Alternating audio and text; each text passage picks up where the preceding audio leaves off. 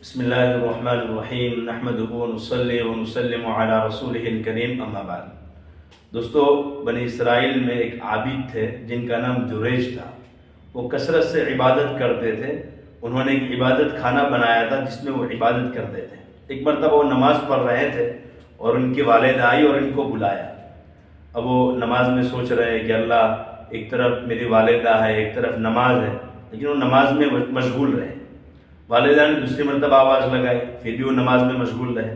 تیسری مرتبہ آواز لگائی، پھر بھی وہ نماز میں مشغول رہے۔ والدہ ناراض ہوئی اور بد دعا دی کہ اللہ تجھے اس وقت تک موت نہ دے جب تک تو کسی فاحشہ اور بدکار عورت کا منہ نہ دیکھے۔ والدہ بد دعا دے کر چلی گئی۔ کچھ دنوں کے بعد ایسا ہوا کہ ایک خوبصورت عورت تھی، اس نے وہاں ایک چرواہا جو بکریاں چرایا کرتا تھا اس سے غلط کام کیا اور اس کے نتیجے میں بچہ پیدا ہوا۔ لوگوں نے اس عورت سے پوچھا کہ تیری تو شادی بھی نہیں ہوئی، بچہ کیسے ہوا؟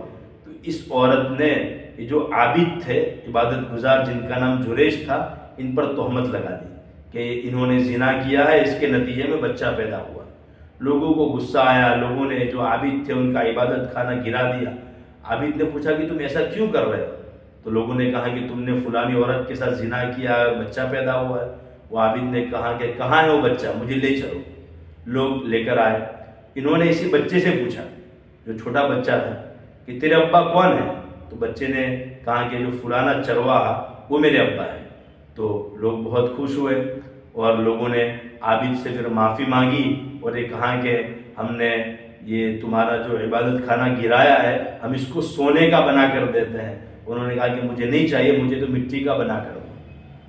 دیکھو، یہ بچہ چھوٹا تھا۔ یہ کچھ بچے ایسے ہیں جنہوں نے بچپن میں بات کی ہے، جیسا کہ عیسیٰ علیہ السلام نے بچپن میں بات کی تھی، اس طرح اور بھی بچے ہیں۔ تو اس بچے نے بھی بچپن میں کیا کی؟ بات کی۔ یہ تو واقعہ ہوا۔ اس واقعے میں دو تین باتیں ہیں۔ پہلی بات تو یہ کہ اگر ہم نماز پڑھتے ہوں اور والدین بلاوے تو کیا کریں گے؟ تو دیکھو، اگر فرض نماز پڑھتے ہیں تو پھر تو نماز جاری رکھیں گے، والدین کی بات کا جواب نہیں دیں گے۔ اور اگر نفل پڑھ رہے ہیں اور والدین کو معلوم ہے کہ ہم نفل پڑھ رہے ہیں اور والدین نے کسی کام کے لیے بلایا، تو اس وقت مسئلہ یہ ہے کہ بہتر تو یہ ہے کہ نماز جاری رکھے۔ اور اگر توڑ دے گا اور جواب دے گا تو بھی کوئی مسئلہ نہیں ہے، بعد میں اس کو پڑھ لے۔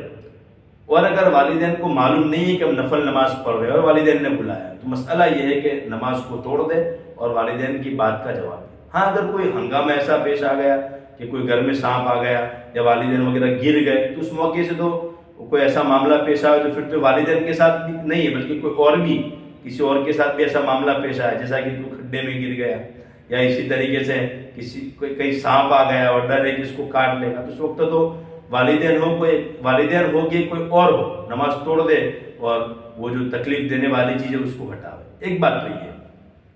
دوسری بات یہ ہے کہ والدین کی بد دعا اثر کرتی ہے، اس لیے چاہیے کہ والدین کو ناراض نہ کرے، پریشان نہ کرے۔ تیسری بات یہ ہے کہ ماں باپ کو بھی چاہیے کہ اپنے اولاد کو بد دعا نہ دیں۔ حدیث میں اس سے منع کیا گیا ہے۔ حضور صلی اللہ علیہ وسلم نے فرمایا، لا تدعوا علی اولادکم، کہ اپنے اولاد کو بد دعا نہ دو۔ اس سے پھر ماں باپ بھی پریشان ہوتے ہیں اور بچے بھی پریشان ہوتے ہیں۔ ایک بات یہاں بتلا دو، چونکہ ماں باپ کی بات آئی ہے، تو عام طور پر ہمارے دماغ میں ہی بیٹھ گیا ہے کہ اولاد پر ماں باپ کے حقوق ہیں۔ حالانکہ ایسا نہیں ہے، ماں باپ پر بھی اولاد کے حقوق ہیں۔ دونوں طرف اللہ نے حق رکھے ہیں۔ ماں باپ پر اولاد کے حقوق رکھے ہیں اور اولاد پر ماں باپ کے حقوق رکھے ہیں۔ دونوں کی رعایت ہونی چاہیے۔ اللہ عمل کی توفیق عطا فرمائے۔ السلام علیکم ورحمۃ اللہ وبرکاتہ۔